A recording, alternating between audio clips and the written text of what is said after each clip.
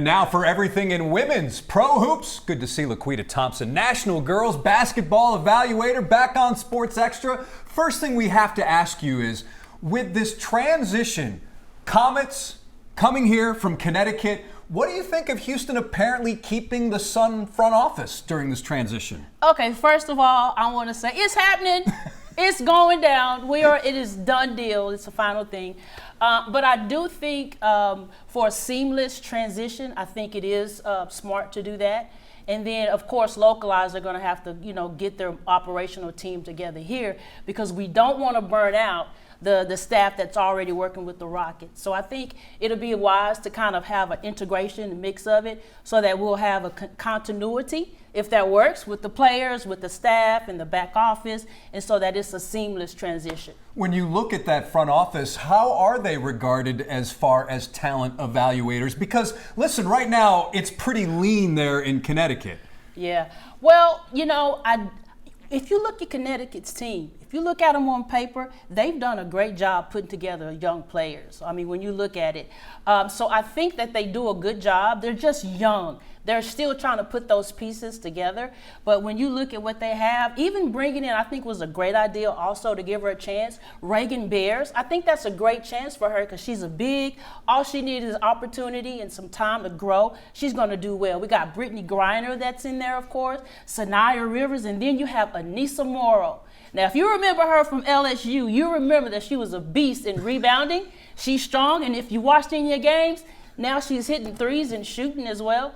So I think it's going to be good coming over and then just work on, putting in the other pieces that they're going to need to be even more successful. Yeah, I think, look, the Rockets brass already said they're open to the idea of keeping the same front office staff, right? So if you look at the Connecticut Sun, right now they are off to an 0-3 start. Last year they weren't very good either, but it's, like you said, a very young team. Aside from that, since 2021, in 2022 they made it to the finals, lost to the Aces, and then after that, the next 3 years they were third in their conference. So they were a good team. I think they've shown, this front office staff that took over in 2021, they've shown that they can, manage a team and put a good team together. Is this just a simple situation of a window has kind of closed and now they are trying to build another window and open it so they can be competitive? Maybe not this year, but in the next 2 to 3 years? Is that a good timeline? Absolutely. I believe it's going to take maybe 3 years or maybe even more than that to really develop it, but probably it may be happening too. Because when you look at the draft that's coming up, oh my goodness, that's probably going to be one of the best drafts we've had in the WNBA in years. So I think the talent that's coming up the pipeline is going to be able to fill all of these holes and everything. But I think given about 3 years or so, and that's always the case in any sports franchise, 3 years, 4 years is what it's really going to take to just maximize the potential that we're going to have. It doesn't hurt that their president, Jennifer Rosati, has ties to Houston. She's a former Comet, right? Absolutely. Now, see, I love the connection of that.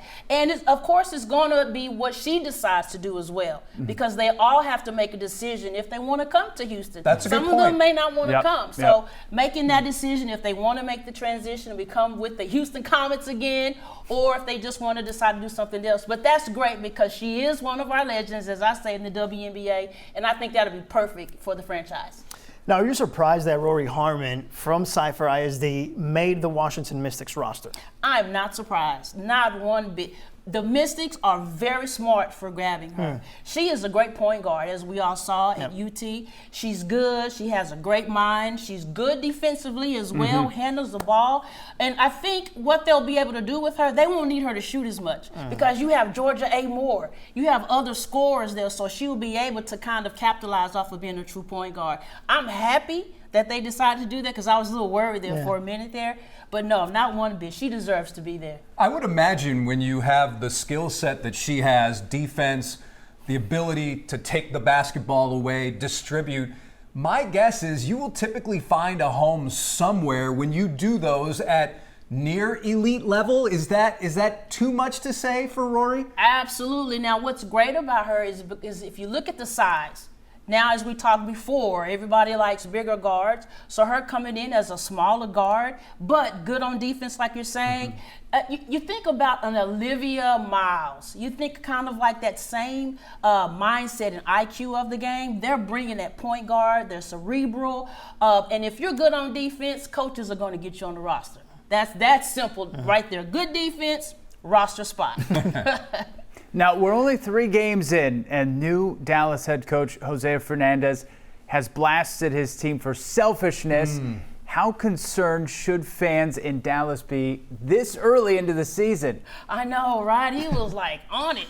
But you know what? I don't think it's anything to really be concerned about. It's still early in the season, and they're still trying to mesh. Do you see how much talent they have on that squad? A lot of new talent as well. Lot. Yeah. I mean, so I think just they're going to have to deal with a little ego here and there and a little, be a little even with the time and playing everything. But I don't think it's anything to worry about.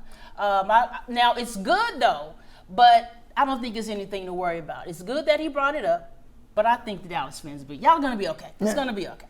I'm wondering if it's really about setting a tone now before things maybe get out of hand. Not to say that it would or it will, but my guess is this is a way of establishing the culture that he wants to establish and basically say, this is the way it's going to be, and we're going to take care of this early and not 15, 20 games into the season. Yeah, that's why I say it's good, though, because you do want to set a tone. You don't want to get in the middle of the season or playoff and then all of this happens. So it's good to set the tone and kind of establish, what the culture is going to be with the Dallas Wings. And with the young players, too. Exactly. Tell them what you want them to be. Exactly. Because you have players that are coming in out of college, and they're like the best player on their team, in their conference. So, of course, you want to set the tone.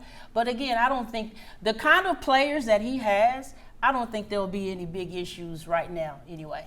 All right, we are not done talking the WNBA. It is on here on Sports Extra as this show rolls on. Back with LaQuita Thompson, National Girls Basketball Evaluator. We are breaking down the best players of the WNBA. Asia Wilson, percent chance. Give me a percentage. Percent chance she wins her 3rd straight MVP award. Asia Wilson is what they call her, right? The superwoman of the WNBA. And I'm going to go ahead and go all the way out there and say 100%. Whoa. 100%. I mean, if you look at her caliber of player, how hard she works on both ends of the floor, she's hard to guard. Every roster that comes up against them are going to have to figure out how to stop her, as well as sometimes how to not get blocked, and she's getting rebounds. I don't really see anybody, just stepping up to the plate like that. So I'm going all the way in, Asia, 100%, again, MVP. Who would be a dark horse for you, in your opinion, to come in as a possible MVP candidate this season?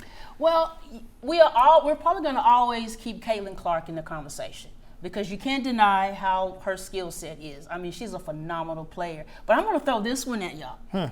And it just depends on how well they can keep her mentally stable. I'm going to even say Kennedy Carter may give her a run for her money.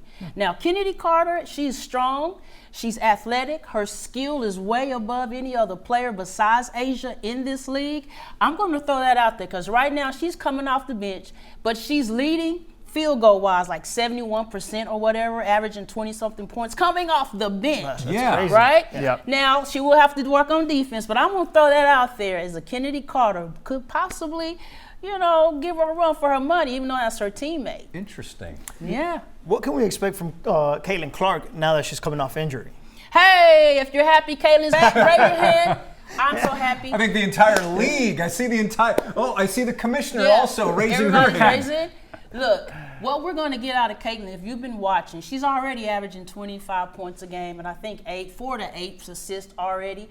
She has had time for that body to heal up. Her mindset, she's been sitting on that bench kind of watching her roster and what she has.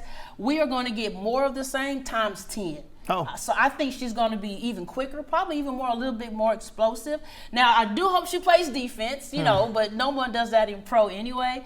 But I think we're going to get Caitlin Clark 2.0 this season.